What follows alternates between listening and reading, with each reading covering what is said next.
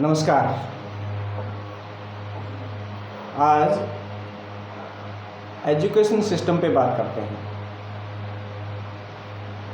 एक बहुत ही प्रसिद्ध दोहे के साथ शुरुआत करूँगा।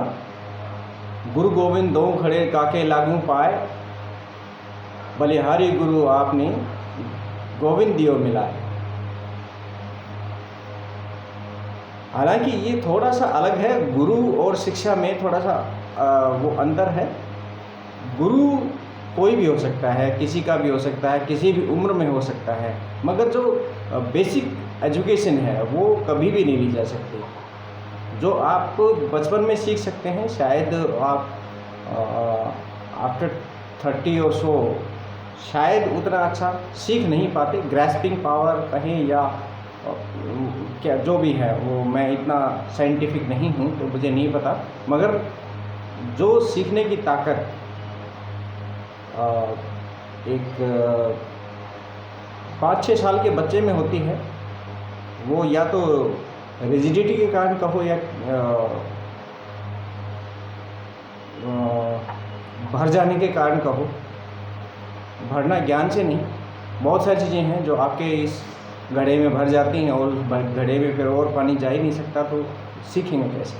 चलिए, मेरा मुद्दा ये नहीं है आज के लिए, इस मुद्दे पे फिर कभी बात करेंगे। मेरा मुद्दा ये है, शिक्षा व्यवस्था लगातार बदलती रही है।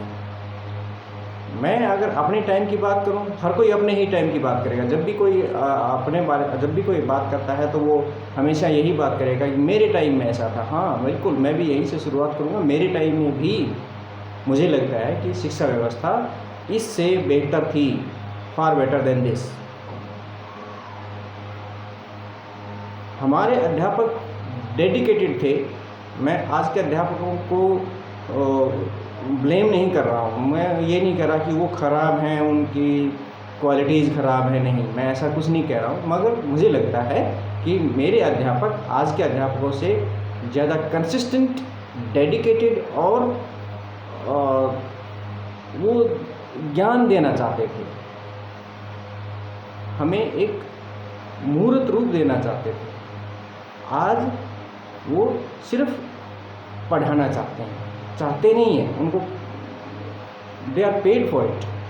वो पैसा लेते हैं और पढ़ाते हैं। They are just selling the education, पढ़ा नहीं रहे हैं।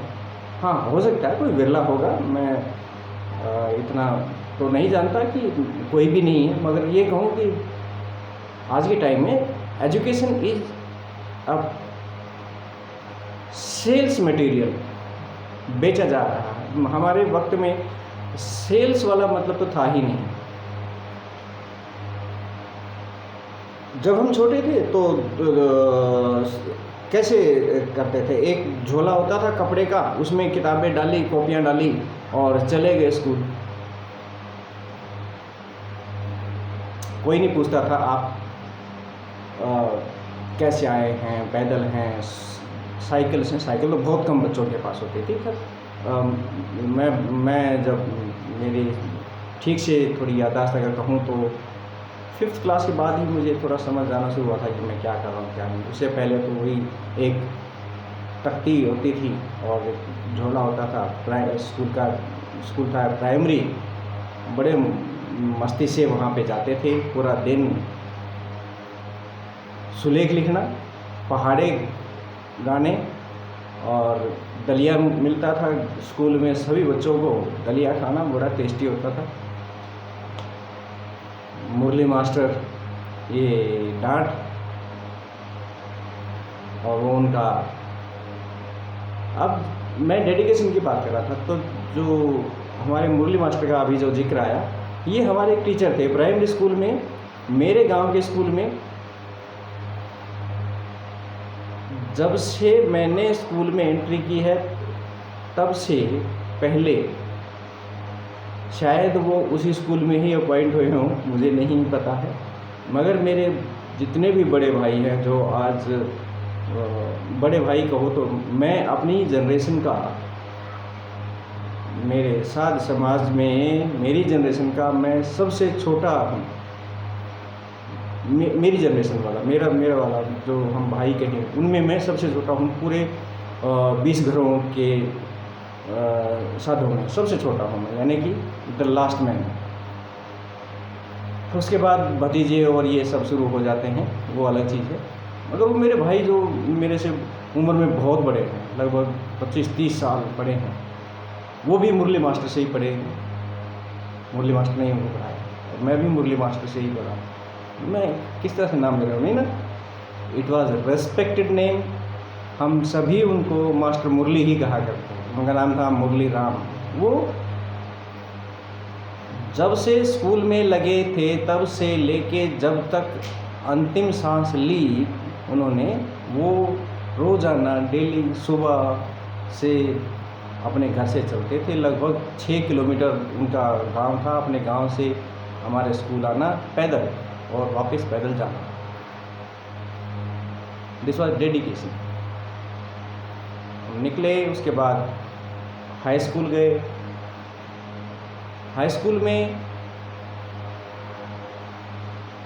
जो हमारे अध्यापक थे वो पढ़ाई के लिए लड़ते थे, पढ़ाने के लिए लड़ते थे कि मेरे 40 मिनट से भी मैं 10 मिनट एक्स्ट्रा ले लूँ। 40 मिनट का एक पीरियड होता था। वो दूसरे टीचर को गेट में देखते हुए भी, अनदेखा करते हुए उसके 10 मिनट खा जाया करते। इसको डेडिकेशन ही कहूँगा मैं। हमारे 2 टीचर्स में तो अक्सर ये लड़ाई हो जाती थी कि सुबह प्रेयर से पहले जो टाइम होता है 8 से लेकर 9:30 बजे तक का, उसमें कौन पढ़ाएगा। हमारे मास्टर जगत सिंह होते थे और एक होते थे हिंदी के मास्टर श्रीपाल यादव।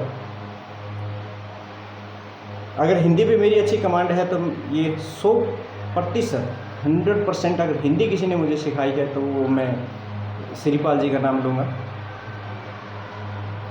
श्रीपाल वास्तव में ही एक अध्यापक थे